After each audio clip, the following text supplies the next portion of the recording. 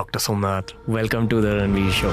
Dr. Somanath. ISRO's chief, Mr. Somanath. We have achieved 4, 3, soft landing 2, 1 on the moon, 0. India is on the moon. Is ISRO thinking of a space tourism project? We have a vision till 2047 now to send human beings to moon. Do you think our planet is visited by extraterrestrials? Absolutely no doubt about it. There are aliens out in the universe. You're the chairperson of ISRO, sir. Yeah, I'm telling you, they will treat you like a earthworm. I have to bring up a slightly current affairs topic next, which is Sunita Williams, ma'am. Astronaut Sunita Williams will be spending more time in space. Is there anything that we can do at ISRO in India? The only possibilities are Especially when it comes to Chandrayaan 3, everyone's so full of celebratory emotions. Like, what have we learned about the moon through the Chandrayaan 3? many things. There's a little tiny part of me that feels like ISRO has some very, very important projects that are kept secret away from the public eye for good reason. Believe that and continue. What kind of conversations happen about Elon Musk within ISRO? Look at him, what he is doing in his rockets, in his reusability, his new spacecrafts he is designing. But if you were in a room with him, what would the conversation be like between you two? So what is his vision to move human beings to exosolar planets? I'll ask him straight. Exosolar planets. Yes, the planets belonging to another star. Would you be open to it, teaming up with Elon Musk? Why not? Definitely. Does NASA share that data with other space agencies? Nobody shares data with anyone. But there is things that America probably knows about Mars that India doesn't right now. Of course they will. And there's things India knows about the moon that America doesn't. In my opinion, there could be something, yes. Wow. Okay. In your whole career, like, what's the strangest thing that you learned about outer space? We all know that universe is expanding.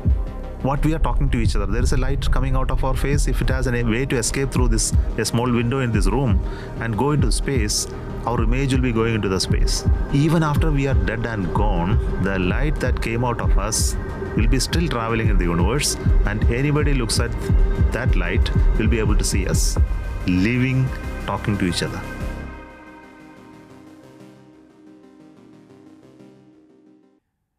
This is one of the most iconic moments in my own career because we have one of the icons of modern day India, Dr. S. Somanath, the chairperson of ISRO, who also overlooked the Chandrayaan 3 mission that we all celebrated last year. In order to mark the success of the Chandrayaan 3, 23rd August, every single year will be celebrated as National Space Day. So on the first annual National Space Day celebration, we are going to be celebrating ISRO and speaking in detail about the multiple missions like the Gaganyaan mission, the Adityayaan mission, the Shukrayaan mission, and many other aspects of modern day space tech. If you're someone who enjoys conversations about outer space, about our solar system, about aliens, about black holes, and about everything that our country is up to in the world of space tech, this is going to be one of the most memorable conversations and one of the most iconic podcasts you'll ever listen to. That's a promise, because it's Dr. S. Somanath on TRS.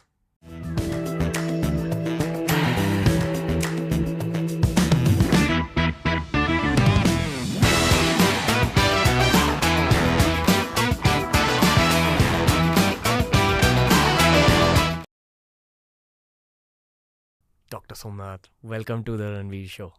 Thank you so much. How are you, sir? I'm fine. How's it like being on your first podcast, I think? Yeah, I think it is. Okay. Yeah. Can I just begin by telling you how much the whole country respects you guys? I usually reserve this part of my podcast for the end of the conversation, but I have to begin today's podcast by saluting you. Thank you so much. It's a great honor to listen from you. No, sir. Genuinely, there's too much respect we all feel for you. Like, it's the honor of our lives as a team also to be at ISRO speaking to the chairman. So, thank you, sir. Thank you so much once again. How's life generally at this phase?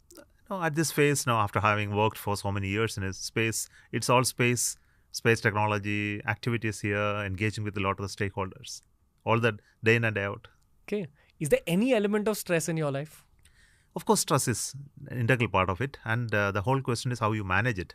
Because, see, when we get good news from ISRO on the news, the whole country explodes with celebration.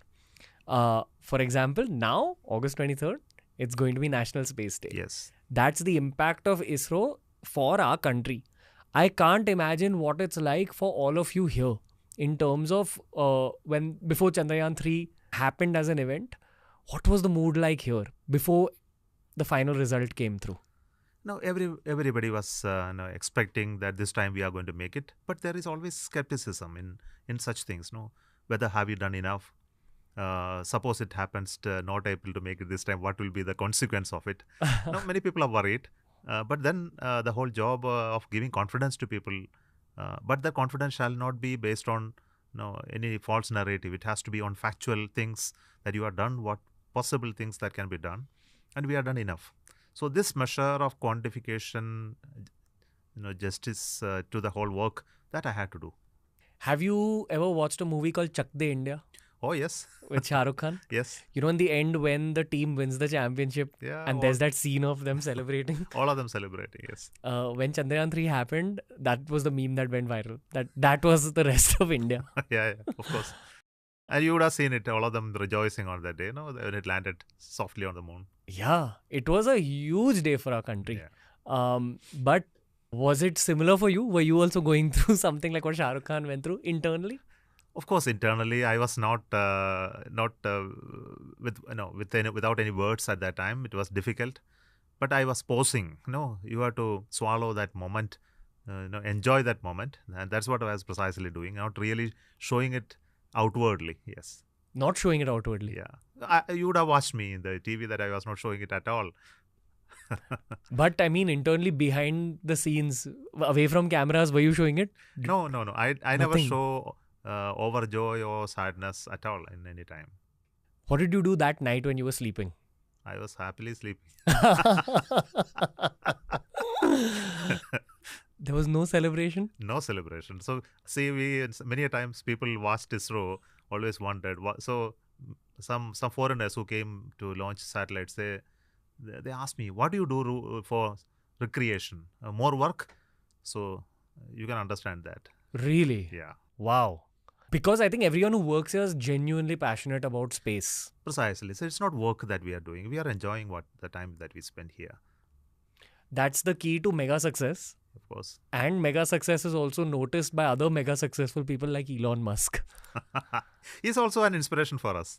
Really? Yes, really. Yes. Let's talk about this, sir. Yeah, of course. What kind of conversations happen about Elon Musk within ISRO? And most of the time when I meetings or any other place, we discuss designs, concepts, we quote Elon Musk. My younger people quote, I quote. Why don't you look at him, what he is doing in his rockets, in his reusability, his new spacecrafts he is designing, the concept of constellations, the technology that is bringing in. We are amazed by the speed that which he is able to bring, and also the way in which he is able to go through the processes within the country. That's again another important thing. He's not just doing technology. He's also able to bring the technology to a ultimate result.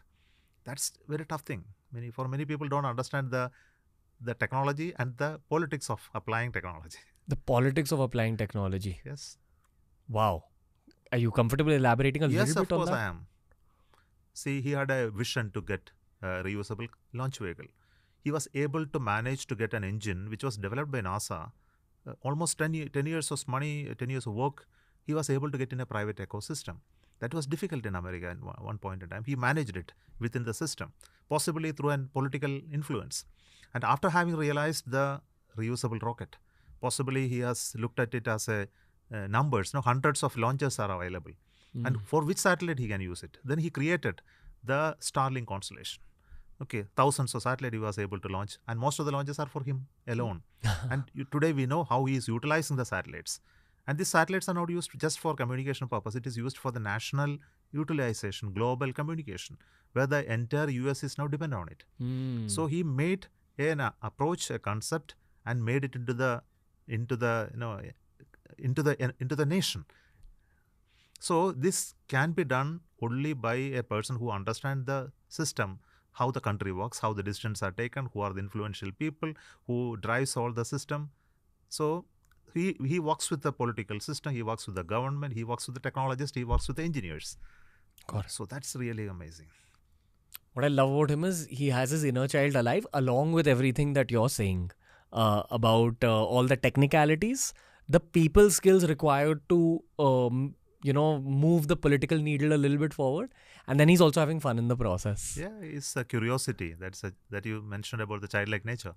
Yeah. Yes. Do you keep a track of his tweets where he's cheerleading ISRO? He has done many times. Yeah, whenever he did, I have been observing. Yes. Okay. Have you interacted with him?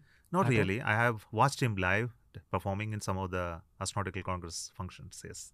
Okay. Yeah. But if you were in a room with him, what would the conversation be like between you two? I will talk about its future vision. For example, he talked about the reusable rockets. He is now talking about going to Mars and creating habitats for colonization. See, one of the bigger challenge for space people is to attain high speeds to reach distant planets, for example, exosolar planets. So what is his vision to move human beings to exosolar planets? I'll ask him straight. Exosolar planets. Yes. You mean outside the solar system? Exosolar planets are the planets belonging to another star. So we know the star we belong is the sun. So for every star, there is a planetary system. But if there is a planetary system and there is a planet like Earth there, possibly we can go and live there. So the next star is Alpha Centauri. There are planets around it. Or even a star which is 40, 50 light years away, also there are planets. So if they find a planet there, if you have to reach there, how will you ever reach? What is the Alpha Centauri solar system like? I do not know exactly the number of planets around it. It's difficult to find out. So we use it, telescopes, special observational platforms to find out. Today, almost 5,000 exosolar planets have been discovered. Out of that, almost 100 of them are possible to have life on them. Yeah. Okay, they are possible that they have life on them. Life on, or possible that human beings can go and settle there one Okay. day. Possible that only if you are able to travel at tremendously high speeds to reach there in your lifetime. Possible, it's not possible, in lifetime of 100 years you can reach there. Okay, I have so many tangential questions Yeah. because there is a segment we've planned about terraforming, Okay. which is basically, you go to a planet like Mars, and the way Elon Musk says it is that you just heat it up a little bit and add some bacteria on the planet. That's the very, very simplified logic of terraforming. But when you're talking about all these other planets, are you saying it from the perspective of terraforming them? No, really, it need not be. Some of them may be already ready for us to occupy. For example, if the temperature is like Earth-like temperature, 20 to 30, and water is still in the form of water, it has an atmosphere similar to Earth. May not be similar, where the oxygen percentage could be lower or higher. Still, it can be changed over a period of time to become habitable. But there could be some form of life living there. But if human beings go, they can live there without much difficulty. For example, if you have an atmosphere, itself is a great boon. Many of the planets don't have atmosphere. You look at Mars, it has a very thin atmosphere. Because of that, there is a radiation issue, there is a low pressure related issue. Suppose the atmospheric pressure is almost 2 bar, assume. It is better than having a very low atmospheric pressure. So, I'm sure that many of those planets will have will be just right for us to go and live there. Wow. Yeah. This is also a little bit the child in you speaking of, Yeah, right? yes, yes. That's why you enjoy. I really This job. find fascinating story there around it. Many a times when I interact with kids, I talk about these stories. The one thing I gotta ask you is about this Mars colonization angle. I saw the conversation you did with Technical Guruji, and you gave the example of Antarctica. You said that no country technically governs Antarctica, but every country wants to try and set up a base there. Yes. So it's good that India set up a base there. Yes. Now, 50 years from now, you'll have to probably go and set up a base at Mars as well. And you said that it's important for India to think about that because otherwise we'll be left behind in terms of Absolutely. Yes. reputation at least. Yes. Right? Yes. No doubt about it. Is this a conversation that the scientists at ISRO have regularly about how we can actually put people on Mars over the next 10, 20 years? See, we yes to start that conversation in India in ISRO's context because we are talking about developing certain capability to send human beings to space through our Gaganyaan program, go to moon and land. No, those capabilities are yet to be acquired by us, but I believe that those visions will be created in due course. At least we have a vision till 2047 now to send human beings to moon. I am sure the next generation will take on this and then build the capability to go to Mars. But all the ingredients for such a dream to happen is already there. Got it. Yeah.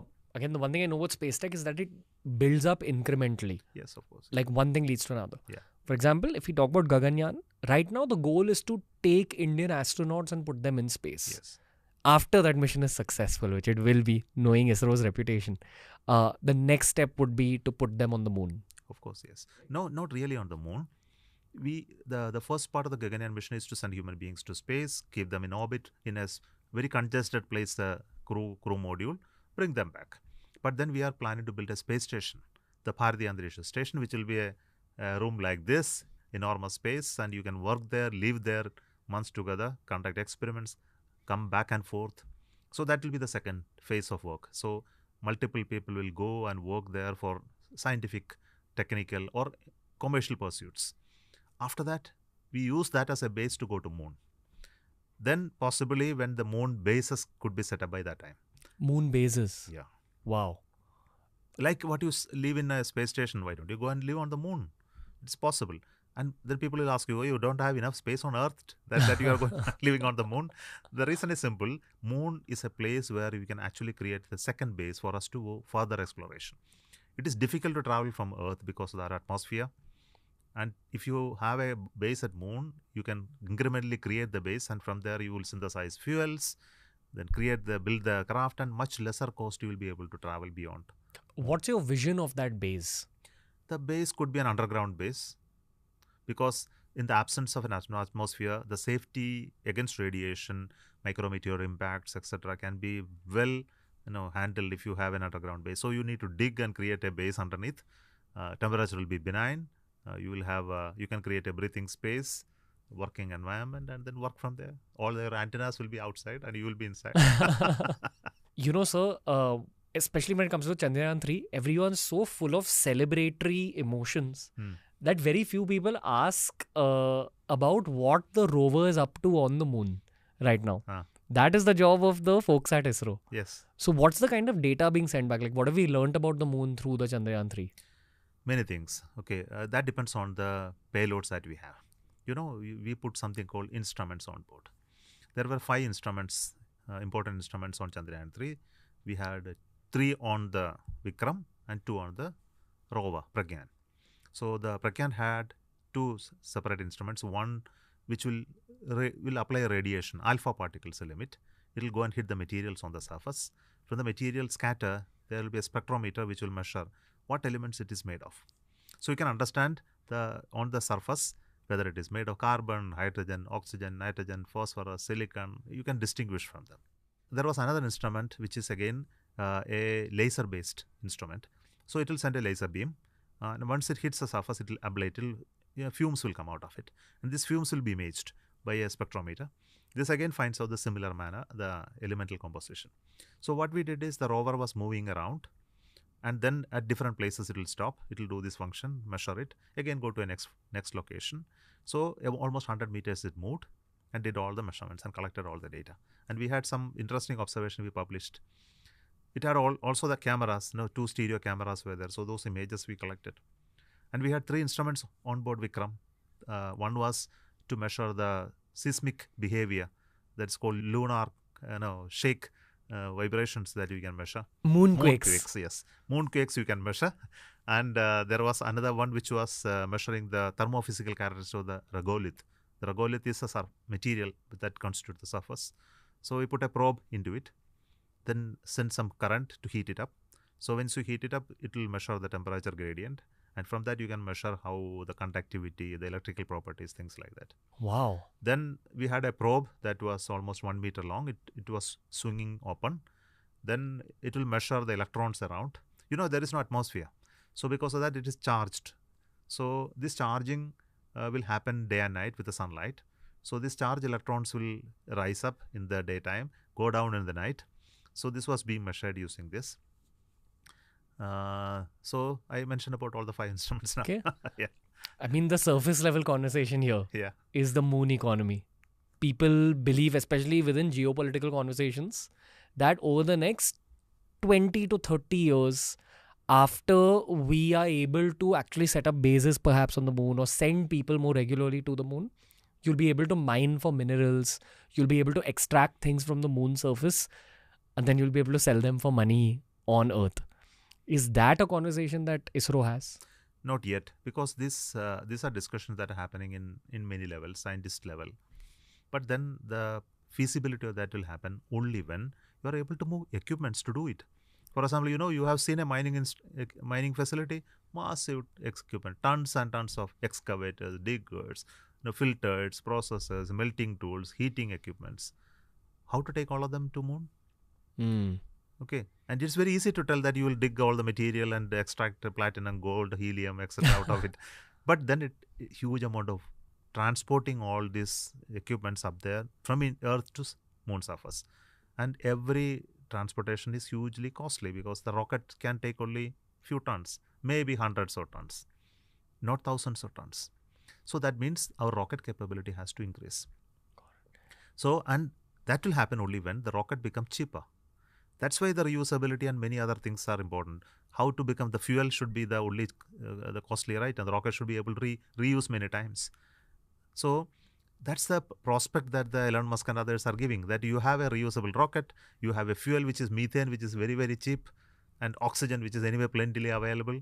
So once you have a very low cost rocket, you can transport all of this up there. Then bringing back also difficult to Earth. For example, you know how a material comes back to Earth. If it enters Earth, it will all burn off. Nothing will enter Earth. So to bring back Earth, you need high temperature protection, very complex vehicle like the space shuttle or the capsules. And every landing is a complex process. So even if you have gold, to bring back is very, very costly. You know what I'm visualizing, but I'm visualizing Dr. Somnath and Elon Musk back to back like this, teaming up for the sake of the moon economy. We should do, yes. Would you be open to it? Why not? Teaming up with Elon Musk? Why not? Definitely. But we should be on equal footing to when you talk about teaming. Yeah. Yes. I think a person like him would be open to it. He's literally mentioned ISRO so much on international podcasts. I think he's mentioned ISRO more than he's mentioned NASA, like in my eyes. So, thanks to Elon Musk. I'm really looking forward to the day where you meet him and something comes out of this process for the sake of humanity again. Definitely, yes. We'll be happy to do that. Right? Yes. Because effectively, every piece of work at ISRO, while it makes India proud, it's effectively for all of humankind. Yes. Is that a responsibility you feel? All of us feel about it because the whole space is such a unifying part. Once you get out of the surface of Earth, go to space, look at Earth, look at it as a fragile planet, the boundaries vanishes, the entire humanity looks at it as one of our cradle of life, and it is becoming our responsibility, or it becomes burdening on us to see how we take responsibility to protect it. Whoever went to space, they were mesmerized by this view. I had never been to space, so I can't talk about it. But if I borrow the words of those people, those astronauts and cosmonauts who went up there, all of them were mesmerized by this look of Earth. And they speak about the similar narratives. Big blue ball. Yes. But I think they're starting space tourism in a big way right now over the next 5 years. It is happening in a certain manner. But I am not seeing it, increasing it to an extent because of various reasons. One is it is still costly. Okay, the cost has to come down substantially. I'm sure it will, with the new technologies, it will come down. And we are also trying to see how our knowledge in this area can help in some Indian companies to come up with the tourism possibilities. But this tourism is only going up to 100 kilometers and then experience it for a little while. But I believe the real tourism is in going to space and stay for some time. Wow. Or maybe traveling to planets. All this will happen provided then it becomes routine. See, everything become cheaper once you have larger number of people using it. The scale of operations become larger. Today, the space activities are not of that scale, which will make it affordable to much of the people, society. Yes. Is ISRO thinking of a space tourism project? ISRO is an enabler. I will enable private companies, industries that are willing to take up such projects, happy to cooperate. Why not build it out yourselves? See, that is a commercial goal of it. And right now we are focusing on technology development and creating those technology within house for us, the industries, to take on. This is our mandate. So even for the rockets, as you would have seen that we develop the rocket, all what have been productionized, we move it to industry for them to commercially exploit. and we go back and work on a better system. So this will be the process. Even for tourism, that will be the model. Okay. Yeah. But it will be a profit generating service. It has to be, because unfortunately we are not business people. Unlike Elon Musk, he knows both sides of the job, technology as well as business. So we concentrate on the technology side of it. The business side, I would like to be handled by industries who are much better qualified to do it. Have you visualized yourself in a spacecraft looking down at the big blue ball 10, 15 years from now?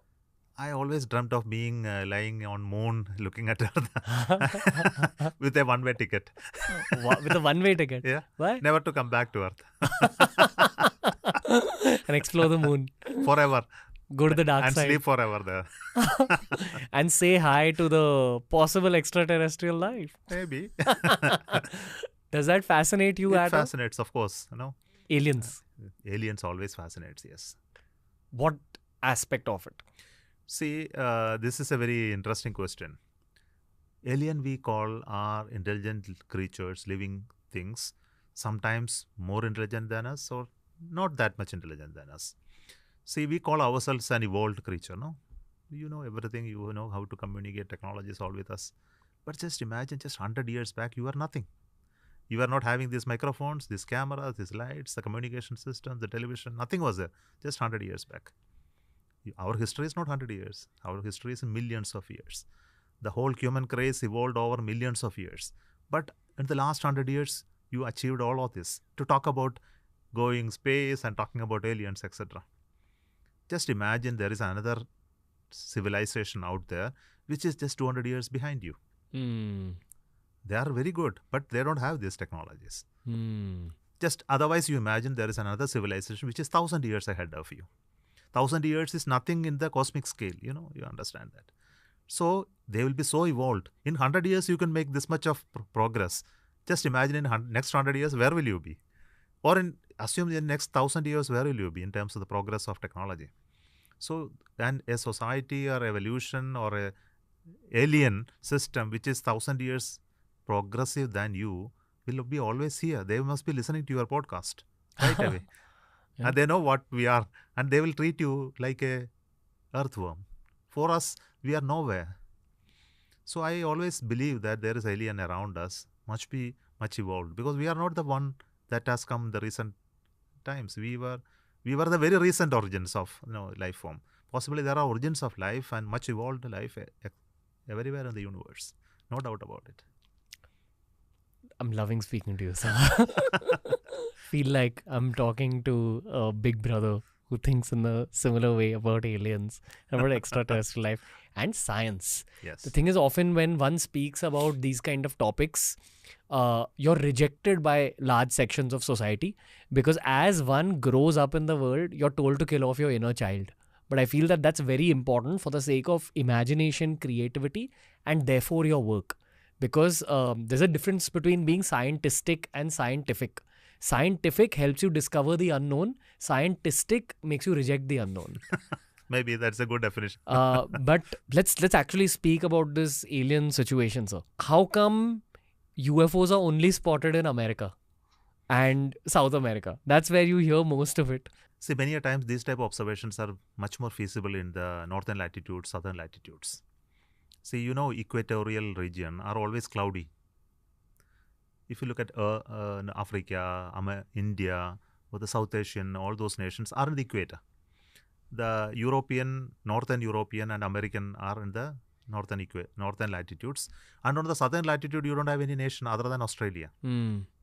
Gotcha. So, if any events of this nature, especially the events in the sky where there is, for example, auroras, you are able to see in the northern side.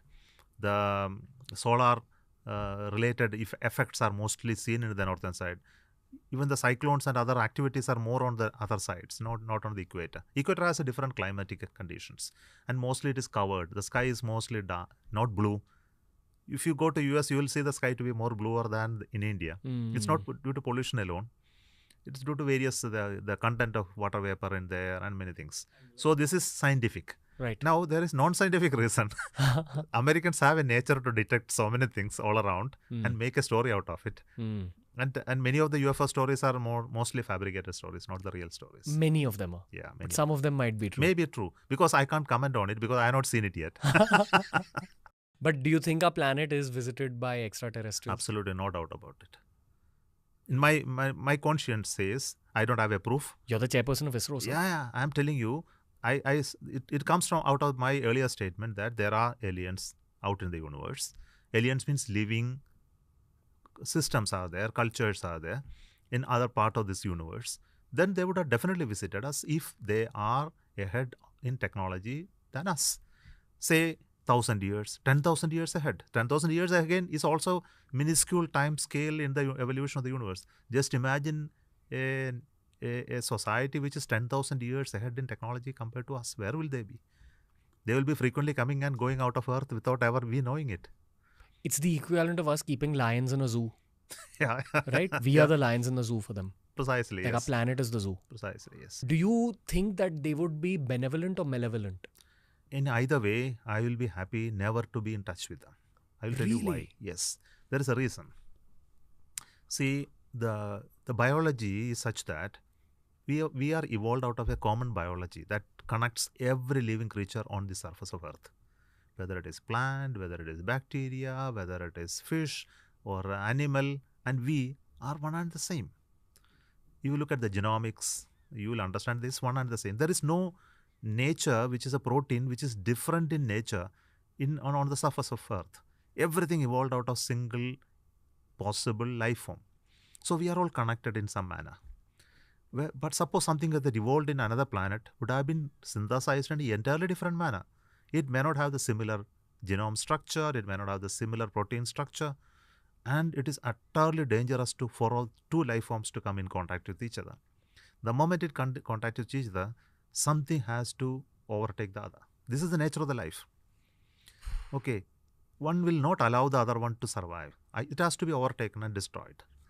So, unless they have a conscience about this, okay, they realize these two are different and we need to remain disconnected in terms of the body or the chemistry of it, and keep that apart and work together to find a solution for us to meet each other. Not at the level of the mind and the thought, but at the level of the body. If that doesn't happen, it will cause destruction either to them or to us. Basically, they might be carrying some kind of diseases. I'm not talking in terms of disease. It's in terms of the way in which we live. The form of the body, our blood, our way we for example, oxygen. We breathe oxygen. What is the guarantee? Oxygen is the gas that they need for them to live. We don't know. In fact, I have seen a science fiction novel in which they breathe methane in one planet. There is another, and they float on the air with a huge balloon on them. There was a NASA documentary on it. So such forms are possible, and they come in contact with us. It will be extremely dangerous for us, or we in contact with them will be dangerous for them. Okay. Do you believe in any of these theories like the lizard people or the Anunnaki, which say that probably they've taken human form and they are with us right now on this planet? Because if they are 10,000 years ahead of us, they would have accounted for even this biological problem. Possible. They would have found out a solution. I don't have a solution today to make these two work together, but they would have already found out a solution. We're just two lions talking to each other right now. Those are the human beings outside the cage. True. Yeah, we can talk like that. Do the scientists at ISRO talk about extraterrestrial life to each other? There are many people in ISRO who are fascinated by all of this. So whenever we in free time, evenings, when we converse in free times, possibly we talk about all of this. Yes. Okay. Yeah. Especially with my younger colleagues, I spend a lot of time. Okay. While I wish to ask you so much more about science and engineering, there is an inner child version of me that also wants to ask you about the spiritual aspect of being a scientist. Now, this is also slightly in the domain of neuroscience. Long story short, they say that there's a logical part of your brain and an emotional part of your brain. So when you are asleep, you go from your logical part of the brain being more active to your emotional part of the brain being more active. That's why before an exam, if you study, when you wake up the next morning, you remember it better because your brain is able to assimilate that information much better. Yes. But parallelly speaking, if you study the history of science on our planet in the last 300, 400 years, there's countless scientists who say that they got answers to a problem in a dream. they understood what to do next in a dream. It's perhaps just the emotional side of the brain processing all that data. And the spiritual way of looking at it is it's a higher dimension that's placed those ideas or those concepts within the mind. How do you look at this? Because very interesting part of discussion that you're opening up. There are many elements to it. I must tell you, human mind is such a powerful machine, may not be the right way to use it, powerful system in which what you feed into it, it can synthesize in many ways based on your discipline. So when you talk about the disciplining your mind is some sort of a training. A random mind cannot synthesize data. That's why in our system, in Indian way, we always taught them to concentrate. So once you start concentrating on a given problem, so deep into it, it shows up the answers. It has been the case for most of those scientists who worked on this topic. Your ability to concentrate has a phenomenal effect. Swami Vivekananda talked about it long back, how when he reads books so fast that he was able to assimilate everything by scanning it, not by reading it. So this shows the ability of every human being to concentrate differ based on his training. So if you train yourself, you can assimilate it very fast. You can find out solutions to problem because you are able to connect between the knowledge that you have. Knowledge is nothing but that you have what you assimilated over periods of time and your experience. Connect with that, you are able to find out a new solution. The spiritual part comes as a different item at all. Even I am talking about your day-to-day, non-spiritually talking itself. Till now it was neuroscience. Neuro part itself. It is explainable. That even Newton said once that if you have no answers to a problem, you define the problem. You convert that problem into an object and bring it in front of you. You define a mathematical problem, you define it as an object, place it in front of you. Look at it and concentrate on it.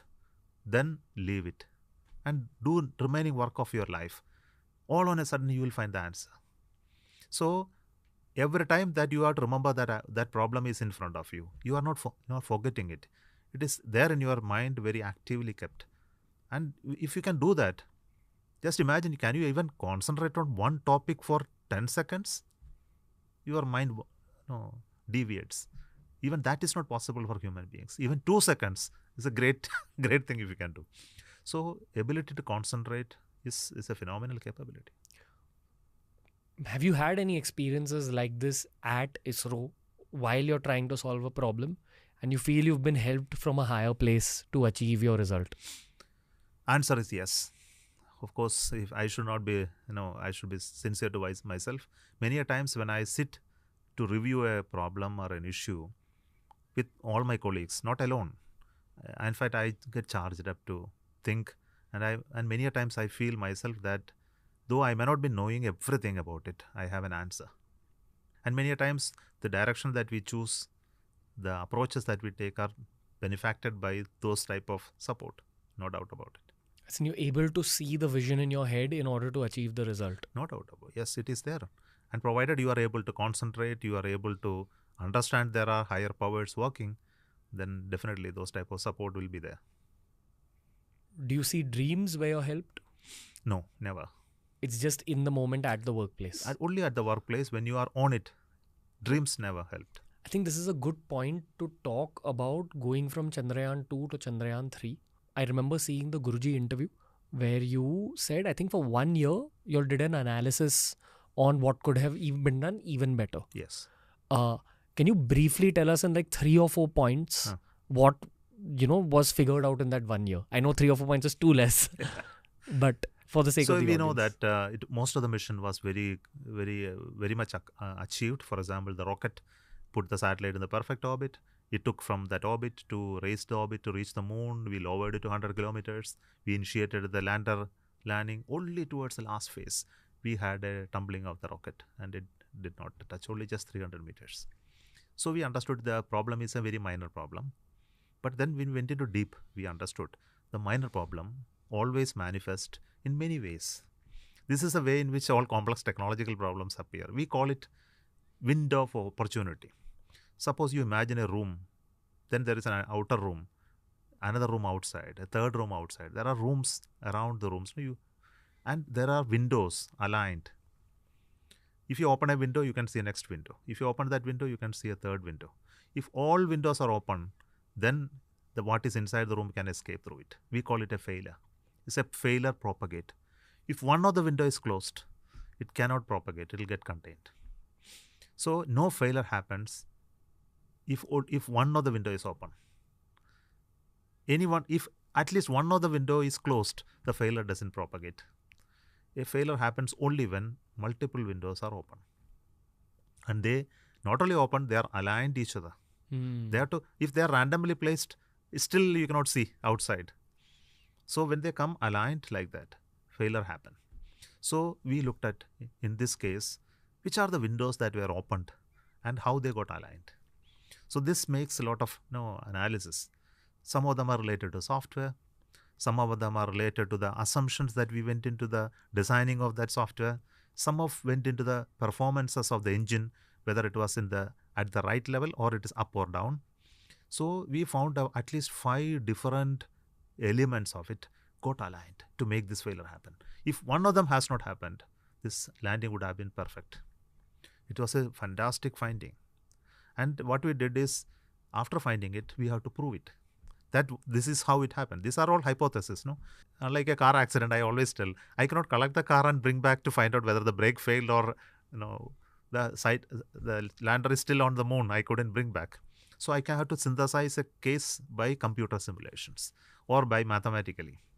Then we have to prove it. So we created another set of hardware. We tested it and then found out where it has gone wrong. And we proved the hypothesis is like this. And we found it is find out correct. So that's why they say rocket science is the most difficult science. It is difficult. And many a times I can tell you, even in the first year, we couldn't find all reasons. And one of the very crucial failure case was discovered only on the 4th year. After we realized the entire flight hardware and we were testing it, on a fine day, a new issue was shown. And we found out that is one of the most crucial issue. And it was discovered after 4 years. Just randomly it was randomly. This is where that spiritual helping hand. This is definitely, yes. It was destined to succeed. But then it happens only when you put enough of effort, then only it will show up. If you simply keep quiet and think about it, nothing will be shown in front of you. Right. I have to bring up a slightly current affairs topic next, which is Sunita Williams, ma'am. Yeah. She's India's daughter in some ways. Of course she's an Indian American. Currently stuck in space, and all that the internet says about her is that they blame it on Boeing, which is a private company going about their space tech. They say that there's a fault in Boeing space tech, and one of the solutions is, again, Elon Musk's SpaceX is launching a rocket, I think, in September of this year. So that is the rocket that's expected to help it. Is there anything that we can do at ISRO in India? Right now, we can't do anything as a direct help because we do not have a craft that will go there up and save her. That's not possible. The only possibilities are either from Russia or from US. US has the Crew Dragon vehicle which can go. Russia has a Soyuz which can go and bring them. So either of these only can save them. I don't see there is a serious issue at this moment. Of course, the the Boeing Starliner showed some anomaly, but they don't want to take risk, it appears to me, because it has shown up some issues in the past, even before launch. The launches were postponed earlier many times, and finally they took a chance and launched. But they don't want to take the risk in return. But return is more dangerous than onward flight. So that's why they are keeping there. And I'm aware of that. Boeing has been doing hundreds of tests into the ground to prove they are good. But the results review and clearances are not happening. Maybe they will go by the Crew Dragon and send it up and bring them back.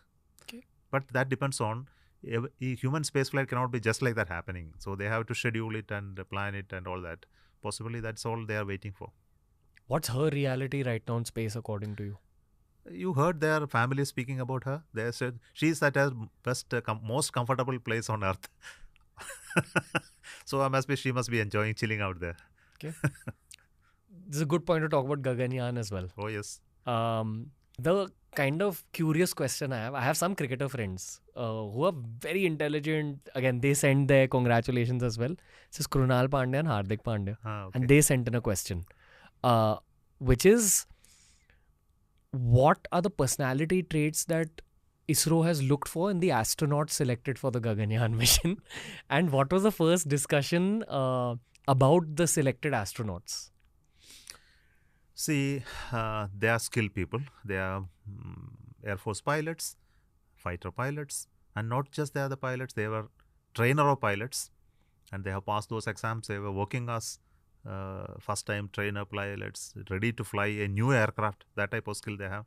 They are not skilled in one aircraft. I know, going through the biodata, they can fly any aircrafts, including helicopters and other fighters, transporters.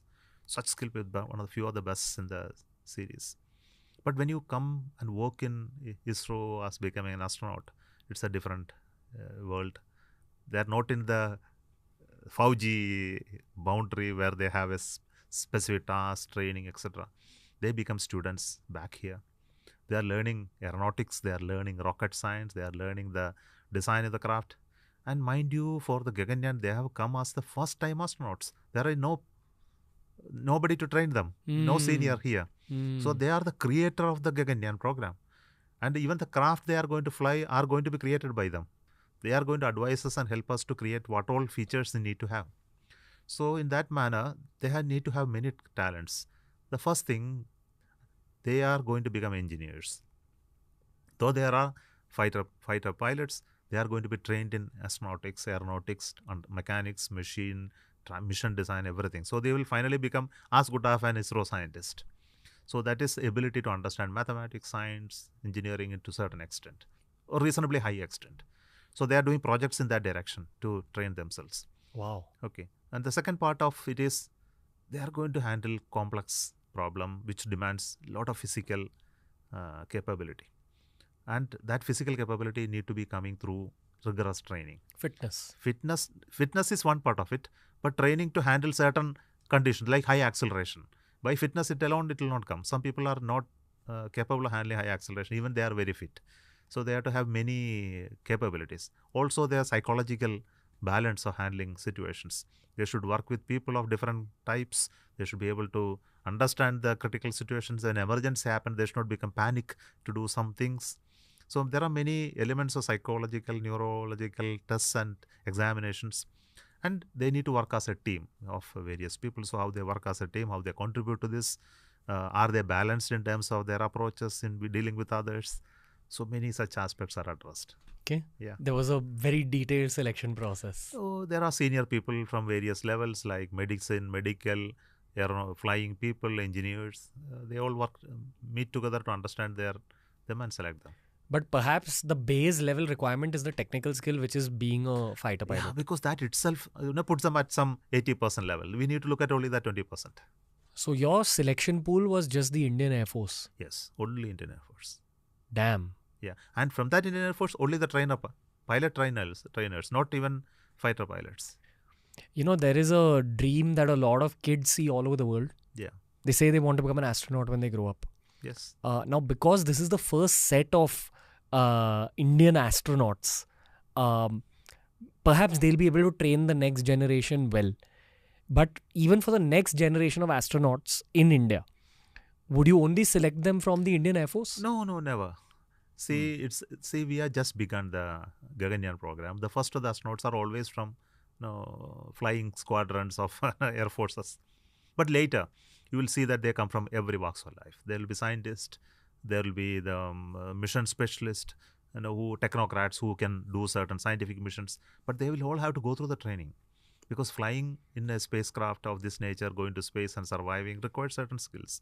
That can be acquired over a period of time, but they don't have to be necessarily Air Force pilots in long term. When we create a pool of 30, 40 people in the coming days, I'm sure common people who are genuinely interested to become an astronaut will be having an opportunity. Okay. Yeah. Back to talking about slight science fiction though. Oh, yes. Have you watched Interstellar? Of course, many times. Right? Yeah. Enjoyed it? Of course, yes. Accurate depiction of space according to you? Not exactly. It is a little bit of drama there. It is needed for movie. That's added. Yeah. But they tried to be reasonable to the physics. Physics is not violated, of course.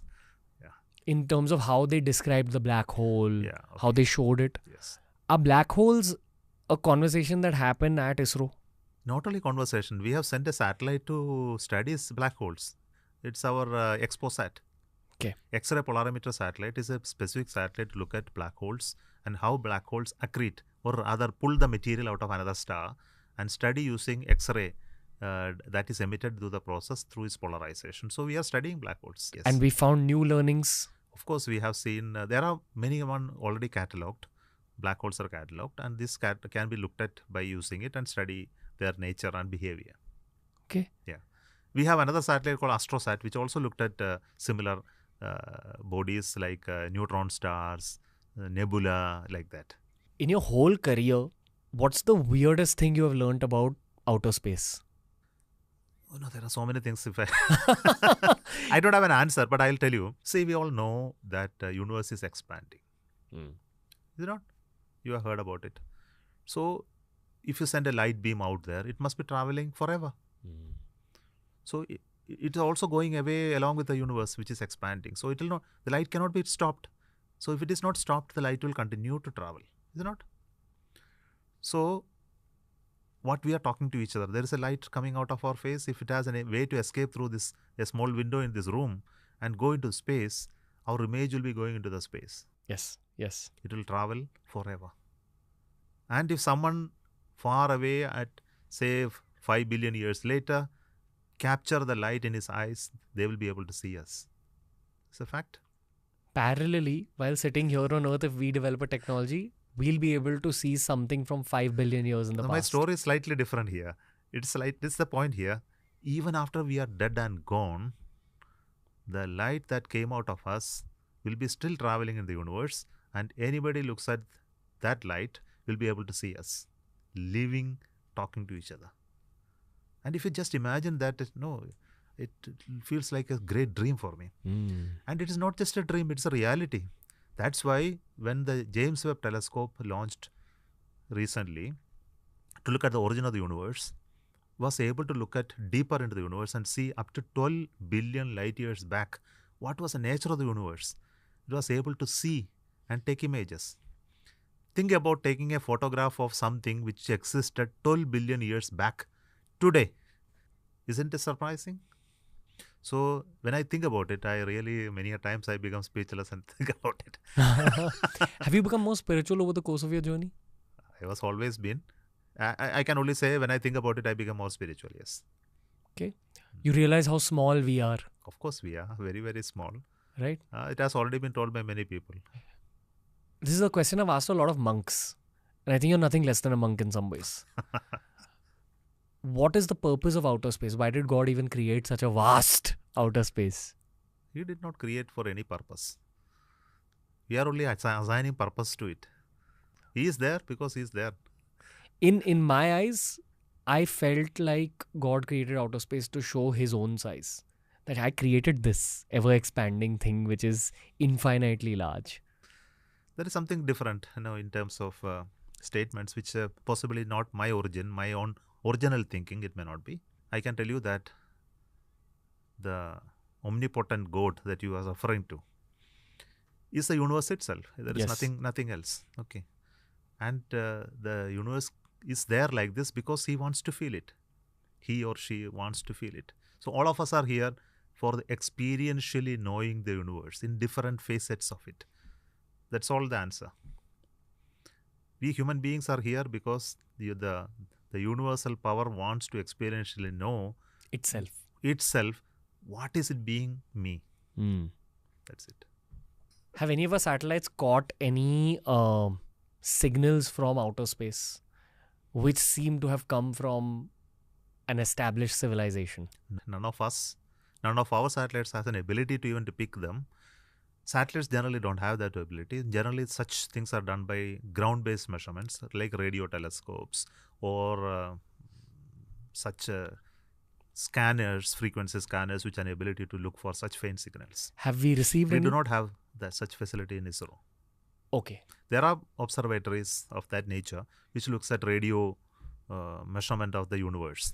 For example, in the Pune there is a GMR and the Uti has a telescope of that nature, and world over there are such telescopes which look at radio telescopes, looks at such phenomena, or picking faint signals from other universes. Any idea if any faint signals are We have read enough of that in many articles, books, etc. about it, but I do not have first-hand information or knowledge about it. Does it fascinate you at all? Of course, it is fascinating. For example, I was reading a book in that direction about one of the observatory in Chile, where they have been continuously observing, listening about some of these noises, which has a pattern to see that the signals are of this nature are coming. Okay. So there is some civilization Yes. out there sending us signals. Could be. It could be a civilization. It could be a electromagnetic noise coming out of celestial system itself. For example, supernovas or black holes. They also emit various types of electromagnetic radiation. It could be that, for example, a spinning black hole will be emitting certain amount of radiation at a fixed pattern because their speed of rotation is constant. So it has a directionality. It is a very high power electromagnetic beams it may be ejecting. So possibly that's what we are picking. Okay. Or they may be resonating each other and picking. So we may get confused by physical activity to a civilization. We can't tell. Okay, fine. Back to talking about ISRO then. Yeah. Where our technologies in India stand right now. If there is a manned mission to Mars, say Mangalyaan 3 or 4. 4 or 5. 4 or 5. So you'll send rovers till then. See, we are already having plans to send rovers landing on the Mars, which is we are thinking why not we do in the next mission. So that's one of the goal. Sending human to Mars is a possibility, but then today we do not have capability in terms of rockets. The type of rockets that are required are much more massive. So that has to be developed in the due course. You mean the technology doesn't exist? Technology exists. Scaling up. Money, Yes. Money, investment. So that's what is lacking. I don't think that we are lacking in any technology. Can I ask you bluntly how much money is required? Huge money. For example, if you just want to go to moon and go and send a man on moon, we have to spend at least 2 lakh crores. For one. For that first mission to take place. Okay, that 2 lakh crores, I don't need to spend tomorrow. It has to be spent over some 25 years. Then we will have enough of stuff to do it. Then going to Mars requires money of that nature. So whether we are ready to invest that much of money? For a country like India, it is possible still today. Though it may be a huge money, with a nation with 38 million lakh crore worth of annual budget, it's not a bad number. Spending 1 lakh crore, I'm not talking about 1 or 2 lakh crore in 1 year. I'm talking about in 20 years. So it's a money affordable for us. That's why we are talking about manned mission to moon. So with a nation which is going to become a third powerful economy of the world in the coming years, in my opinion, we should be willing to invest that much of money. Have you told PM Modi this? I am telling continuously everyone. Wherever I get an opportunity, yes. What has he said? He is all for it. I am very sure about it. But he is a very practical person. And he will weigh merits of what we are going to do against various other priorities a nation is looking for. So once I am very sure about it, a powerful, economically advanced nation will naturally go on for it. And his first vision is to make India economically progress nation. Then all of this will follow. There is no doubt about it. That's just how economics works. You're supposed to first think wide, then think deep in domains. It will happen. What did PM Modi say between Chandrayaan 2 and 3? Because I'm sure there was some stuff said to the whole team at ISRO behind the scenes. So what was his message then? See, he has been all the time telling he supported us. Even after the failure, he was there at our control center. The next day he came, consoled all of us, and told us that though this mission we could not soft land, much of the mission was accomplished and we are very near to it. And we need to overcome, and then he approved the second mission. Without his approval, Chandrayaan 3 would not have happened. So, his support is very much there. And all throughout that, he has been taking regular reviews to understand what is the progress. And on the Chandrayaan 3 also, we briefed him, convinced him that we are going to make this time. So, the support was always there from him. Okay.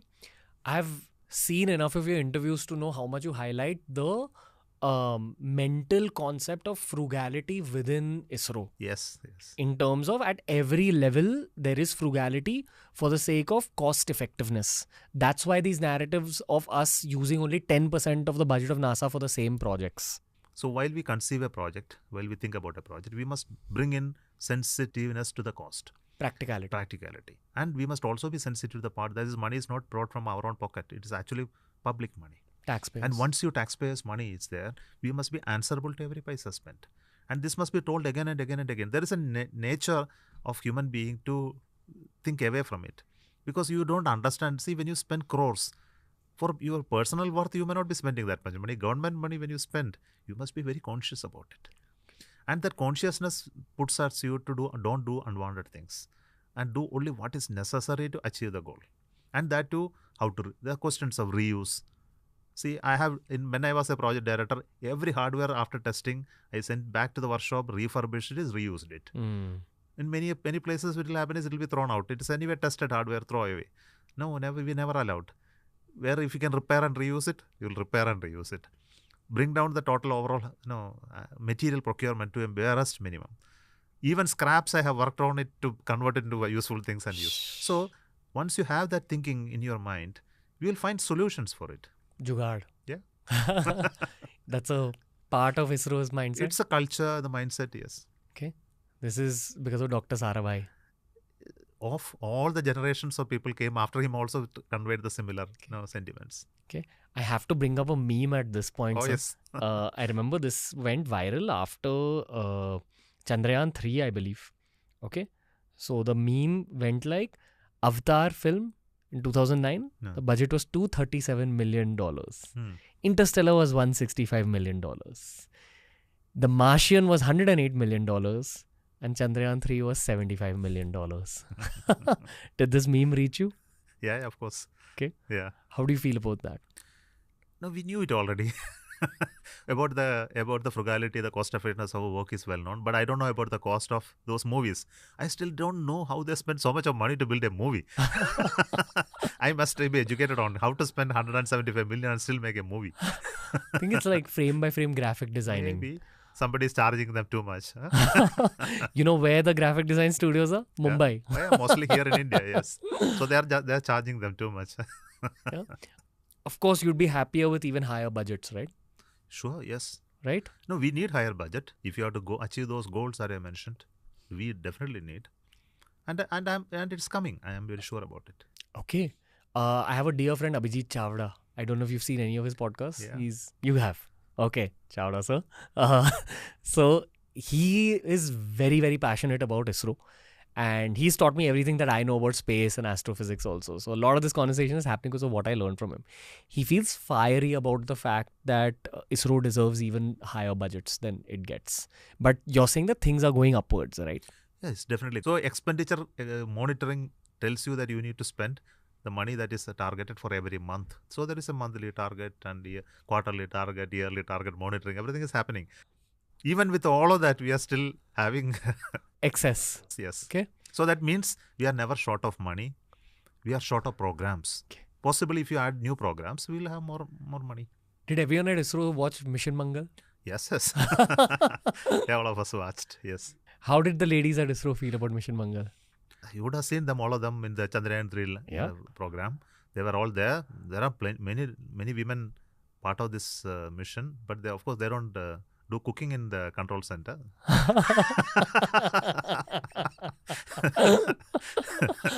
How did everyone at ISRO feel about Mission Mangal? No, it's a very entertainer. So we look at that as an entertaining movie and give some aspects of the life in ISRO. Yes. Back to astrophysics, sir. Thank you. Are you liking this conversation till this yes. point? Having fun? Oh, yes, of course. Did you expect I'll ask you about aliens and this kind of stuff? It's always a question most people ask.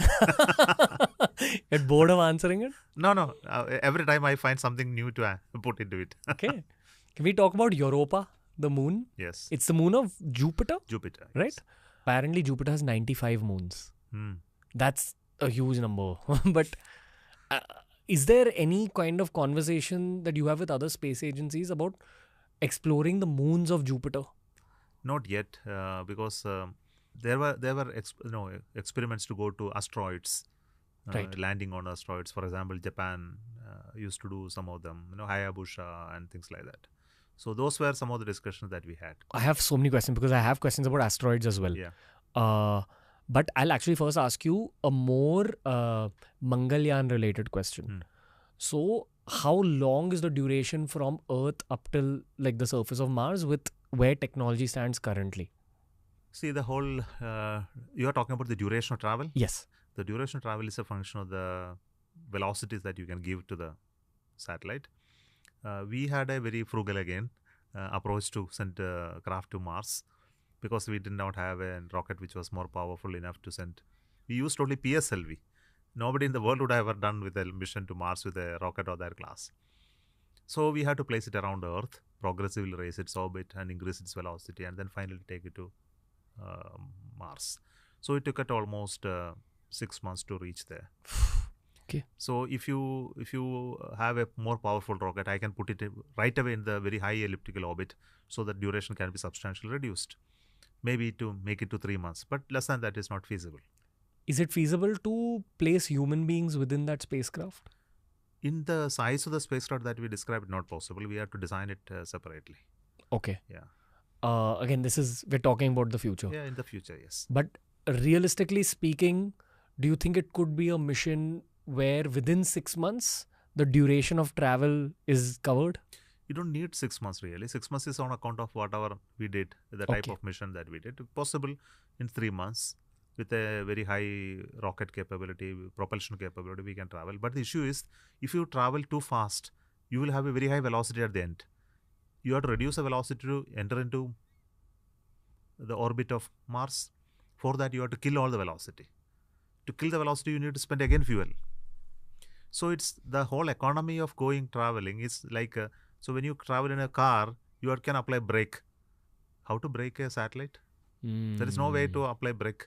So the only way to reduce the speed of a satellite is to reverse it and fire the engine in the opposite direction. Okay. And that will consume more fuel. So you'll have to carry all the fuel from here up to that point to reduce its speed. So what you do is you find out what is the most optimum speed that will take you up there, but don't have too much of velocity reduction. You will end up at the right velocity. So this is a trick that you have to do by optimization. Rocket so science. the duration plus energy plus quantity of fuel that you need to carry, everything need to be factored in the calculation. Okay. What's the innovations in terms of fuel that are coming up? Fuel, there is the methane is one of the beautiful fuel that has emerged. Methane chemical composition is carbon and 4 hydrogen, CH4. So, carbon is there in carbon dioxide. Carbon plus oxygen. 2 oxygen, you get carbon dioxide. And hydrogen plus oxygen is water. So, H2, you pull the hydrogen from water, you take the carbon from carbon dioxide, you get methane. So, what is remaining is oxygen from carbon dioxide and oxygen from water. So, if you combine water and carbon dioxide, that means you take your soda water, it is equivalent to methane and oxygen. Okay. So, if you can do this split of water and carbon dioxide into methane and oxygen, you get the fuel and oxidizer. So, this is called Sabatier reaction. And if you can convert this by electrical process, you supply electrical energy, you can make carbon dioxide and water to combine together to produce methane and oxygen. Is this the same kind of fuel that will be used 30 It's the same years? fuel used in all the rockets now. We are also developing rockets with methane fuel. But 30 years from now, will it still be? Even now, the rockets that Elon Musk is flying is with methane. Okay. And we have already started our methane engine development program. I'm just trying to visualize a reality where we have to explore the moons of Jupiter. Yeah, for that we already have methane rockets. They are capable of sending crafts to those moons. Okay. Yeah. But do you think there'll ever be a phase where we start using nuclear energy to... Nuclear energy is possible, but this nuclear energy also requires a fuel. It's not nuclear fuel. Nuclear fuel is used to only generate thermal energy. Right. But rocket requires something to be ejected. So there you use hydrogen as a fuel. So hydrogen, you have to carry hydrogen and then eject. After heating it has to be ejected. So everywhere nuclear powered rockets were developed in the past. In 60s, 70s, development happened. But everybody closed down. But once again, people have started developing in America. Why did it close down? Because, after the Cold War time where a lot of work was done, there was a lull period in space. The lull period happened after the moon landing. All such high-end developments came down. And the only focus was on developing space stations. Mir space station came up in US, International Space Station came up in America, the space shuttle came, and traveling to moon, Mars, etc. was not a low priority.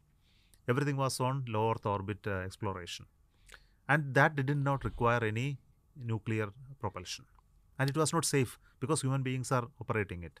But when you look at long-term human exploration, going far away to other planets and etc., nuclear fueled rockets are necessary. Okay. So that's why there is a new thinking, going to Mars, then nuclear fueled rockets will come up. I remember when I was a kid, there was a show on Star World which was about the Mars rover. I can't remember if it was Star World or National Geographic. Must have been National Geographic. But I think NASA had sent a Mars rover in 2004 or 2000. Perseverance and many others they have sent. What kind of data was collected by those rovers, and does NASA share that data with other space agencies? Nobody shares data with anyone. See, these data are exclusive rights of them, but some amount of data is always shared, especially science mission data. After certain lock-in period in every country, after that they will share. So by the time most of the science would have already been published, and many of the classified information they will never give. So this is the nature of the information. So whatever they know about Mars today, everything will not be known to us. But there is things that America probably knows about Mars that India doesn't right now. Of course they will have. Okay. And there's things India knows about the moon that America doesn't. That's a difficult question. In my opinion, there could be something, yes. Wow. Okay. Have you met the leaders of NASA? Oh, yes. Yes? Yes. What is the energy in between you guys? They were very keen to work with us. I'm very happy about it. In fact, I visited headquarters of NASA, administrator. I had even the present administrator, the former administrator, I had a very strong connection. And because of that, such link only we have now enabled the government level also. There is a strong link in the on cooperating on space. President Biden and Prime Minister signed the pact to work on the International Space Station utilization.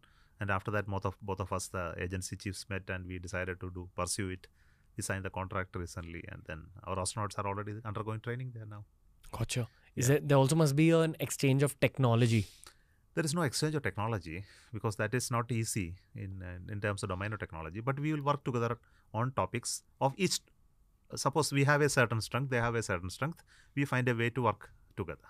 For example, we are working on a satellite called NASA, ISRO Synthetic Aperture Radar. So this is a radar satellite with two radars. One, we call it L-band radar, working in L-band, and another radar in S-band. So L-band radar is made by them. S-band radar is made by us. So we both integrated. Gotcha. Then the software was written to use both of them together. Then the primary satellite was built by us and we are going to launch. Understood. So this is a way of working together. There is no sharing of technology, Got it. sharing of competence to work on a common result. Got it. It's said that in 2029, there's going to be an asteroid that comes very close to the Earth and could be dangerous. Yes. And there's also prediction for 2038, I believe. Parallelly, through the show, I have learned a lot about ancient history. And I've learned about how cataclysmic events are a very regular occurrence in our universe. For example, now the world of history is waking up to the fact that perhaps what we are taught in our textbooks is not the accurate beginning of human history. And regularly, after long intervals, the Earth undergoes some cataclysmic events. So the most recent one was something called the Younger Dryas impact, where an asteroid was said to hit the Earth near the Gulf of Mexico. And that reduced the human population so much that it could probably be understood that human civilization had to reboot itself. So what we learn about the Indus Valley civilization and the Mesopotamian civilization is actually studies about a reboot. But perhaps human civilization was much more built out before 12,000 BC, which is when roughly the Younger Dryas impact theory takes place. But I'm highlighting the Younger Dryas impact theory to ask you about asteroids. Because even a small asteroid that's like a kilometer wide. That's very dangerous to have a hitting on Earth of that size. It's equivalent of being hit by a bullet as a human being. It's a bullet for the Earth, but a bullet that can destroy humanity. Yes. Is this a conversation that ISRO has to have with NASA to collaborate and to help in fighting of that threat, because this is a threat to humankind?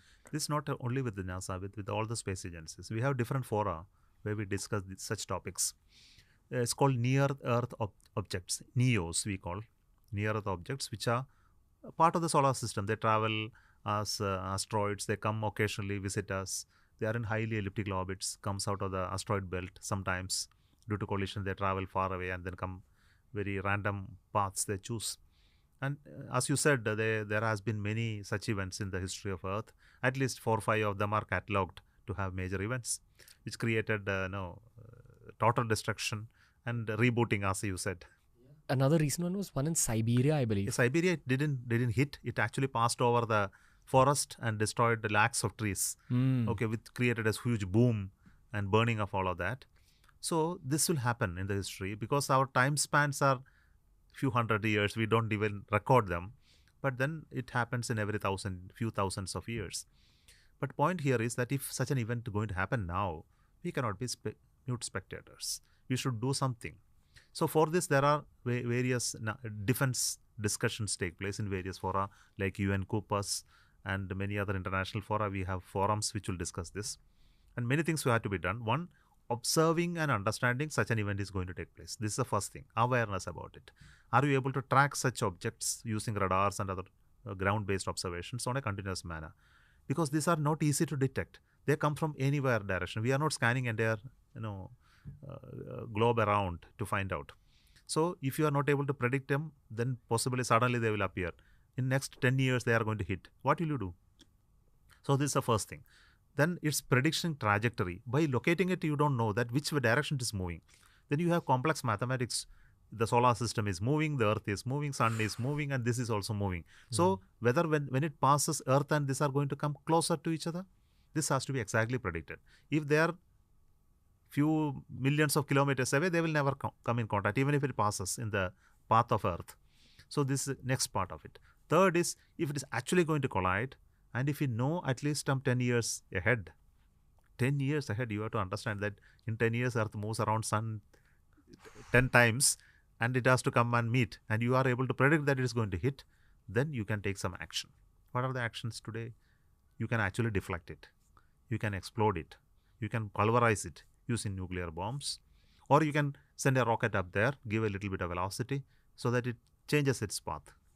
So if you give a small velocity there, it will go in millions of kilometers, it will expand in such a manner it will never ever come near to the Earth. But sometimes if you go wrong in calculation, you are putting rocket up there will actually bring it closer to Earth if your calculation goes wrong. Wow. So these have to be very carefully done. It seems to me like the practical solution in this case would probably be nuking it. No. The practical solution is to deflect it because it is moving at tremendous velocity, and if you give a very small velocity at some point, it will go millions of kilometers away from Earth. So that is the least energy because if you give an explosion, for example, nuclear explosion, still some parts will come and hit Earth. Okay. They will be still small parts. Sometimes the explosion may not be good enough to pulverize it into small items. Some big boulders may remain. So you explode a 1 kilometer size asteroid. It cuts into 2 parts, to half a kilometer. What is the use? Wow. Still it is dangerous. Even if it cuts into 250 meter size, even then it is dangerous. So there is no point in cutting down to pieces. It is better to deflect without causing much damage. How can one pulverize it? You can't do that. If you have to do that, you have to drill into it, go to the core and explode a new. So you should go see the movie that showed that, no? Armageddon. Armageddon, yes. In that movie, they were taking drilling machine going to. So such things you should do. But that's not a practically feasible solution. What about these 2 points as 2029 and 2038? No, they are estimated to be going past Earth, not going to impact Earth. They are far away still. But then if your calculation is not correct, if there is a possibility of small error in it, computer truncation error is good enough, it can come and hit you. So you should continuously watch from now on because it has a potential to threaten. And the whole discussion is go and study them because asteroids come very close to Earth. You send a satellite up there, go observation, collect some samples, bring back to Earth and study the origin of material. So this is what is going on now, not as a threat to Earth. Asteroid mining. Yeah. This is another common internet topic. It is like moon mining. Right. That there isn't that much information about it right now. Everybody speak about it because they think that asteroids are made of gold, platinum, and high value minerals, and emeralds. Okay, possible, but how to bring it to Earth? The complexity of bringing it to Earth makes it extremely costly. But I am sure then there will be a technology development over a period of time which will be much more cost effective. But the challenge is still is that it is moving at tremendously high speed. Energy possessed by it is very high. You have to slow down to bring it to Earth. That's still a technical infeasibility. And then if you do it, you make the money which is already present on Earth. See, anything which is in surplus will have no value. You look at gold. Suppose it was available like steel. Will it value this much? You will be making your grills out of gold only if it was that much plenty available. The rarity makes it precious, no? Right. So let it remain rare. Again, you know what I'm visualizing after a lot of the sections we've covered on this episode is the role of AI and robotics. Because I've had conversations with technologists on the show who say that, yes, we're talking about how AI is growing. Yeah. I'd also love to know if you use ChatGPT or any of these platforms for any of your work. That's one part of my question. But AI is also progressing, becoming better. It might reach a point of artificial general intelligence where it becomes even more capable. Then there's conjecture about how AGI could possibly help the world of science for humankind. Like it could help us progress science much faster by getting us faster solutions, by being sort of an assistant to scientists. And then parallelly, robotics is also developing very strongly as a field. So when AGI combines with robotics, for lack of a better reference point, I want to make people think about science fiction movies with robots, not the negative ones, but the ones where they've shown a positive future for humankind. This is called cyberpunk versus solarpunk. Cyberpunk is a world where you show a dark future, like Black Mirror, the show, and solarpunk is where you show a bright future. So I think if you approach technology from a solarpunk perspective, and we're able to use robots combined with AGI, a lot of our problems about space exploration might be solved. I think. You said it. Now, many a times I also think about it. For example, if you want to go to climb Everest, why go to space? If you want to climb Everest, it's not possible for any of us that easily, no? But if you want to really experience it, what will you do? I am thinking that I will send a robot up there. And what the robot experience, I will experience. And that is possible tomorrow with all this advent of technology. If the sensory perception of a robot, like the vision, the smell, the touch, and the feel, and the temperature, and the wind flowing on your face, if a robot is feeling, and if I can get the feel into my mind, then I am experiencing sitting comfort of my room. I can climb the Everest. I can go to moon. I can go to Mars. So the progress of technology will enable you to experientially know things. You don't have to be physically available. So this is possible by integrating sensory perception through robots into your neurological system, through brain. I think these are happening now. So this is one change of technology progress, I believe, which is going to happen. And possible explorations of other planets will be robotic in nature, and human will never need to go. Then we'll be able to answer questions about mining. Yeah, all that will be able to answer because the risks will be much, much lower. The sending human beings are extremely costly, extremely risky, and the issues of the danger, accidents, all will come. But then if you can know experientially without actually going there, the whole idea will be different. In one of your interviews, I think you had mentioned that sending humans out for missions is much more beneficial than sending a rover, right? No doubt about it. But up to a time when robots are inferior to humans. Gotcha. But there is a point then robots will become superior to human. So I am not telling tomorrow's robots will be incapable as a human. Yeah. It will have the intelligence, it will have the perceptions, the feel, the behavior. You won't be able to distinguish from a robot and a human. There will be a time that will come. Yeah, based on all the scientists I've spoken to and all the entrepreneurs I've spoken to who are studying the field of AGI and robotics, I think this is the 2040s, according to me. Would you agree? I agree. That in the 2040s, we could easily be sending robots. No doubt about it. And robots are doing much better functional capability than a human being. Right. The only thing is that it may not have the You talk about the making distinction between various emotional aspect of that the human beings are capable of. It may not ever happen, and it will never have the intelligence of a human being. It will never have, but it will have capabilities far superior to human beings. The dexterity, the ability to do things at situations, all these capabilities will be much more superior. Even for a operating robot, robots are much more capable than human being to connect dissection, cutting, doing threading, and everything. It can do it much better than human being.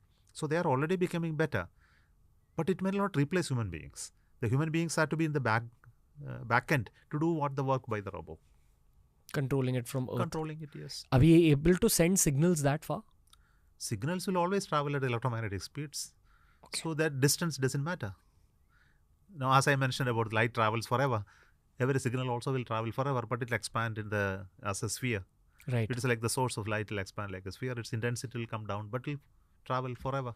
I saw a YouTube video some time ago. It was about the size of the known universe. And they show this massive circle to represent the whole size of the universe. Yeah. But then they also show a small globe on that. And they say that this is where the furthest electromagnetic signal from Earth has possibly reached. Yet. Yeah. And that's maybe not even like 2% of the whole universe, yeah. Right? Yeah. I mean, I might be getting the numbers wrong. It is true, because the whole universe was created 13.8 billion years back. The Earth came only a few billion years back. So you can count only from that point. Okay. Robots, asteroid. I'm a little lost right now. AI. No, we were talking about AI quite a bit. Yeah. I think we didn't speak much about it. How is ISRO using AI today? Okay, AI has come into every part of life now. AI is then your mobile phones, object identification, speech synthesis, with huge data handling. I think all of these are AI really. So in ISRO, we are working on AI in very many areas. For example, one of the very evident areas is image processing. Satellites take images. Our Earth observation satellite continuously images are taken, and images are sent back to Earth. And on ground, that the computers analyze and then convert it into useful products. But if AI can be applied on these images, we can do many more things. For example, if you take an image, you will find it will contain trees, contain roads, people, cars, so many objects. And if this can be identified by the computer by itself and say this is a car, and this is called object identification. This is one of the easiest way that AI can work on an image. And if suppose you are doing a satellite for espionage, for example, you want to do surveillance, and you want to look at only a troop movement, nothing else you are interested. You are not interested in the terrain or anything. You are interested in troop movement. And the satellite will be equipped by an AI engine to look at only for troops. It can identify human, it can identify tanks, it can identify vessels or any ships or aircrafts, and then give a warning to the downline without even image downloading. Then it will improve the throughput, and it can continuously do this. Assume there are hundreds of such satellites, then entire area can be surveilled. Every person's movement can be tagged, and you can look for it, what is happening. You can do for animals, you can do for your freight movement, you can look at for agriculture, you can use it for healthcare. So this is one of the use that we are trying to use, how AI can be used. We use it on rockets for analyzing its data on board and decide whether the rocket is performing very well. Use AI engine to check whether everything is working well. If there is some fault seen, how to correct it, switch over to something else, or destroy the rocket in case it is not worth to continue, or abort the mission when crew is traveling so the crew can be saved. So this is another area. Have you all developed your own AI? We are all developing our own. Wow. We have many teams working across ISRO developing all this. Wow. One of the capable hardware is going to fly soon. And what I mentioned is already going to be launched. We are developed in ground already. AI is used in non-destructive evaluation. Non-destructive evaluation is X-ray. Your chest X-ray. Right. You chest X-ray, what the doctors, after chest X-ray, you look at it. Oh, your chest has this problem, that problem. You have TB. Can you detect it? Similarly, we take X-rays of rockets. Hundreds and hundreds of X-rays are taken for every rocket of various hardwares. And these X-rays look for defects in hardware, materials, manufacturing, etc. And we look at it and screen. And these are screened through the skill of the people. But if an AI engine, if you feed these X-rays into an AI engine, it will analyze and tell you in no time there are defects or no defects. So this is another technique. Recently, I came to know that if you supply your chest X-ray, your TB, whether is there or not, can be detected. Then a tool will tell you whether you have TB. It's not an easy thing. By comparing lakhs of results of patients, this AI tool has been developed. So such a beautiful thing. I think you mentioned it in this conversation itself, that in the last 100 years, technology has just exploded in terms of progress. Yeah. So I'm very curious to see what happens over the next 100 years. Whenever we speak to a military person or a geopolitical observer, they always mention space warfare nowadays. Apparently, there are reports that Russia is building some kind of nuclear missile which is capable of taking out satellites. And when it comes to the military, the one thing I've learned is that wars are won or lost based on logistical capabilities. Now, that got me thinking about the modern day and modern day warfare. The only way we can understand modern day warfare is by seeing what's happening in our earth right now itself. There's been an element of cyber, there's been an element of drone warfare already. Yes. That really got me thinking about the role of satellites with respect to drones, with respect to cyber warfare. Satellites are probably a very, very key part of wars nowadays. They are part of peacekeeping nowadays. Fair. Not wars. They are not meant to create wars, but to prevent wars. I will say like that. Because the awareness of the situation is very important. Once you know that you are being observed, you are being tracked, you are being looked at, the adversaries will have hesitation to cause troubles for you. So satellites can do many things. It can observe situation, as I mentioned. It can track the borders. It can look at the troop movements and give a communication. It can help weapon delivery. So once you have a strength of having satellites to support all of this, then you have the natural strength to prevent any adversaries to take advantage. So that's a positive part of it. There's a little tiny part of me that feels like ISRO has some very, very important projects that are kept secret away from the public eye for good reason, which are possibly even bigger than what is revealed publicly, like the Chandrayaan 3. But this is for the sake of our great nation security. So I think you should believe that and continue. Okay. Have you ever interacted with the Chinese space agency? Yeah, of course. So we meet, generally there are international agencies where we meet, like International Astronautical Federation, where the scientific people from China and other nations also come and meet. Do they share any data, information? Nobody shares any data with others. No, it's not, unless it is for certain specific domains. For example, we share Earth observation data even with Chinese. Chinese share their data with us. So we have a BRICS consortia where we put our satellites data into one common platform, and all BRICS nations share each other. Gotcha. So there are such mechanisms in place, but in terms of technology, what are developed there nobody will share. Okay. I have a dear friend, his name is Balaji Srinivasan. He is one of the leaders of tech in, he's from Silicon Valley originally, but now tech is also global. Yeah. So he showed me a video of our first flying cars that have actually been developed in China. It's basically big drones. Yeah, they are nothing but drones. Yeah, like they've taken drone technology and just made it big. But flying cars have finally become a reality. You know, we grew up dreaming of that reality. There used to be a cartoon called The Jetsons way back. I don't know if you remember this. So, When aircrafts are flying, why cars cannot fly? exactly. I mean, that was the question we all had as kids. Yeah. But I guess this drone technology being developed now in the 2020s has led to the first actual flying car, which is capable of carrying human beings around. I also believe it is automated, if I'm not mistaken. No, they are automated, manual, both are there, piloted are also there. Okay. They are not in the form of cars, they are mostly in the form of drones with the 1 or 2-seater, multi-seater. Does ISRO develop drone technology as well? We don't work on drones, but we make use of drones for many things. But drone-based such scooters or rather mobility is all developed in IITs. There are startups who are working on it. Okay. Are you actively working with a lot of space tech startups? Yes, a lot of them. Okay. Yeah. You're happy with what's happening in the Indian... Extremely happy because in the last few years, we could have seen almost 200 plus startups have come up in space sector, which was only one maybe in 10 years back. Can you name some key ones that everyone should know about? Many I can name. Suppose you look at rocket building startups. The one which comes to my mind is Skyroot and Agnikul. Both are really doing well, and both of them have done their first step launches from Satish Dhawan Space Center. And both are developing small satellite launch vehicles. and all expecting in a year or so they will be ready for their launch. There is another company called Etherex Space who is developing a reusable rocket. Then on the satellite side, there are many. Pixel is one. Then Dhruva Space.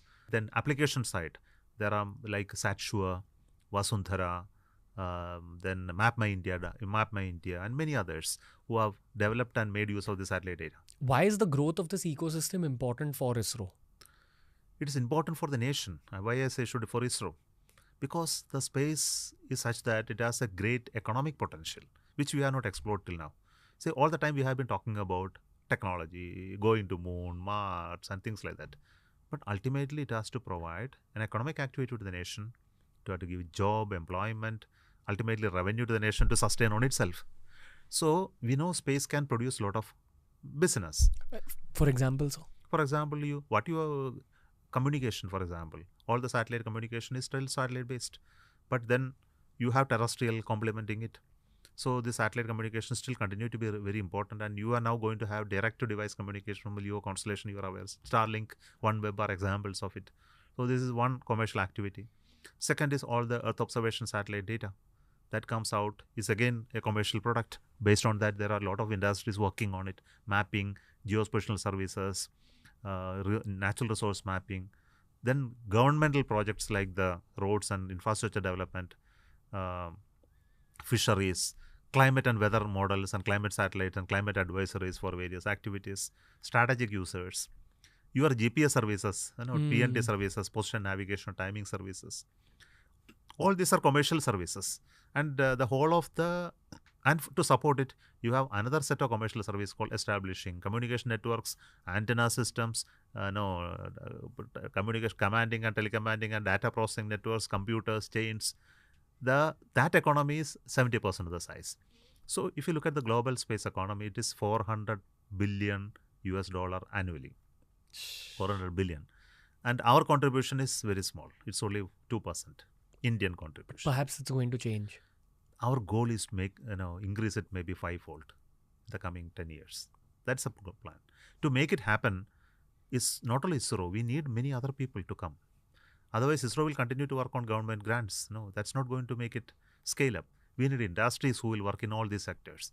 Industries who will build rockets, industry who will build satellites, industries who build antennas, ground stations, ground equipments, providing services.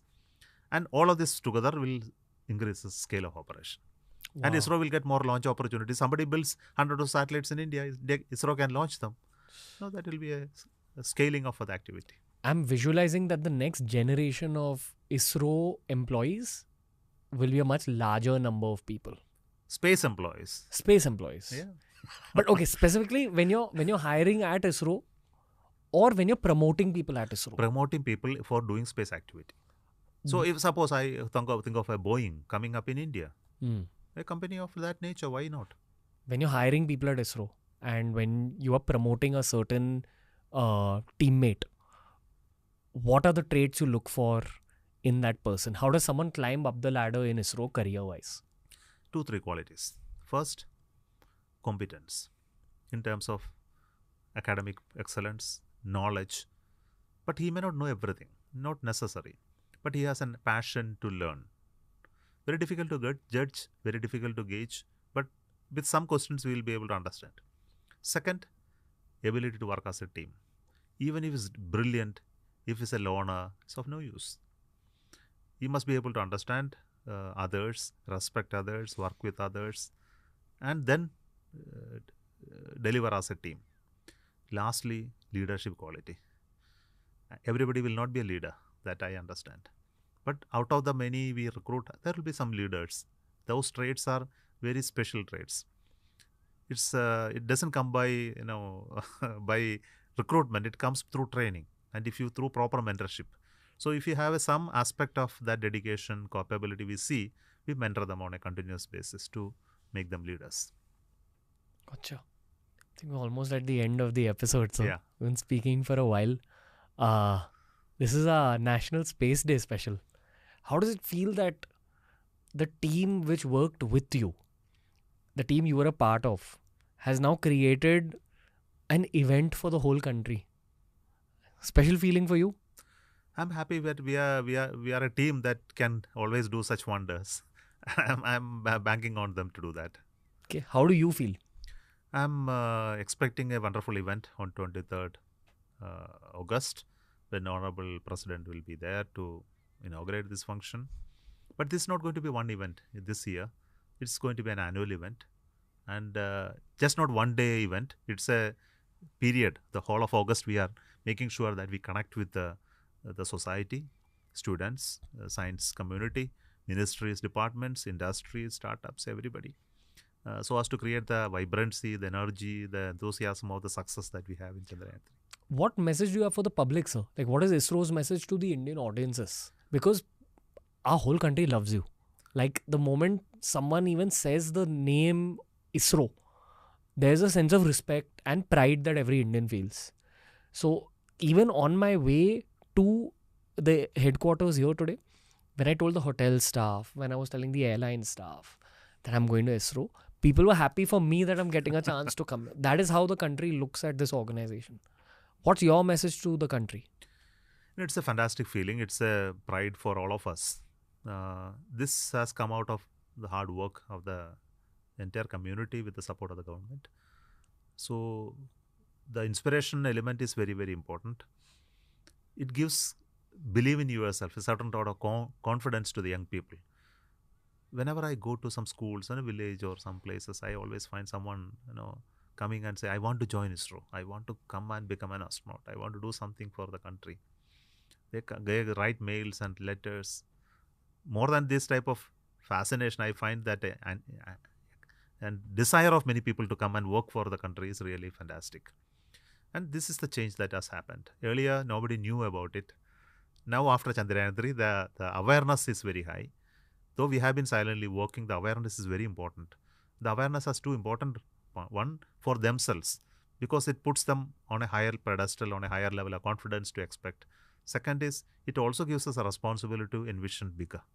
So it's a win-win situation for ISRO and for the public. Okay.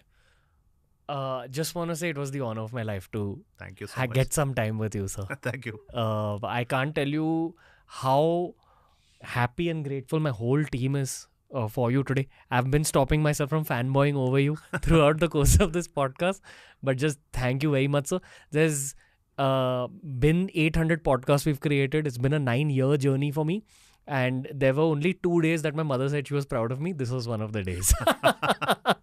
So just genuinely thank you, sir. Means a lot that you gave us your time. I saluted you at the beginning. I'll salute you at the end. Thank you for everything you've done for our country, sir. Genuinely, from our heart, a whole generation is very grateful to all of you. Thank you for the support and the blessings. We are going for a launch on 16th, just after the Independence Day celebration. That's the launch of SSLV D3. It is third development flight. So your blessings needed for a launch.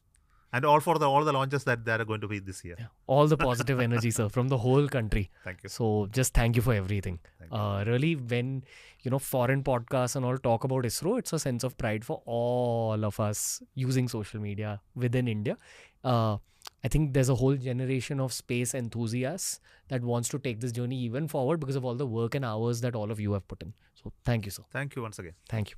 That was the episode for today. Ladies and gentlemen, honestly, I was only prepared for this episode because of our countless conversations with astrophysicists, specifically Abhijit Chavda sir, who has spoken about space to me so many times on the show. These were all the questions that had formed in my head over the last 5 years. Space and space tech are domains that interest me very much. And it genuinely can't get bigger and better than Dr. S. Somanath being on the Ranveer show. Very big career day for me and possibly the biggest podcast of the year for me. So thank you to sir. I hope he returns on TRS very soon because there's a lot more to discuss with Dr. Somanath. But until next time, guys, from Ranveer and the team, let's keep celebrating ISRO. Let's wish everyone a happy National Space Day. And until next time, from Ranveer and the team, Jai Hind, and we'll see you soon.